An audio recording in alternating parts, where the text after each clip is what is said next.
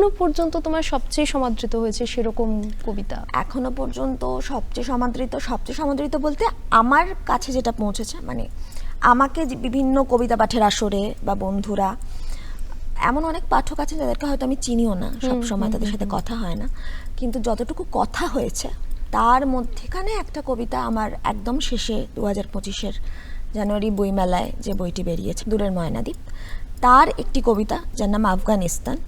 সেই কবিতাটি মানে প্রচুর লোক আমাকে বলেছেন যে তাদেরকে খুব ছুঁয়ে গেছে এই কবিতাটি। এই কবিতাটা কি একটু শুনতে পারি? আচ্ছা, আফগানিস্তান কবিতা। এ প্রস্তাব যখন লেখা হচ্ছে, পৃথিবীর অন্য প্রান্তে খুন হচ্ছেন কবি, নিষিদ্ধ হচ্ছে সিনেমা, মেয়েদের অনাবৃত পোশাক, এমনকি পদশব্দ, মাথায় ধোঁয়া ধোঁয়া ওঠে, চক্কর খেয়ে নিজেরই লালা আর বমির মাঝে বেসিনে মুন্ডুটা গড়াগড়ি যায়। তাই দেখে কি হেসে ওঠে মহাকাল? এই ভীত, সন্ত্রস্ত আর কাঁপতে থাকা 26 বছরের পুরনো ঘুণ ধরা মাথা তোমার কাজে লাগবে দেবী?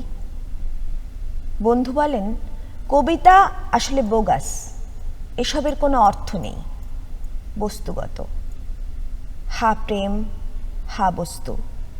কিভাবে বোঝাই শীতকার শব্দের চেয়েও প্রিয় রমণ সঙ্গী অক্ষর, কালো কালো শ্রীরামপুর মিশন, ছাপার মেশিন, শব্দ হচ্ছে ক্রমাগত, কি নিখুঁত তার চাল। একসঙ্গে অনেকক্ষণ শুনলে মনে হবে কিছুই হচ্ছে না, যেমন ফ্যানের আওয়াজ, যেমন আফগানিস্তান।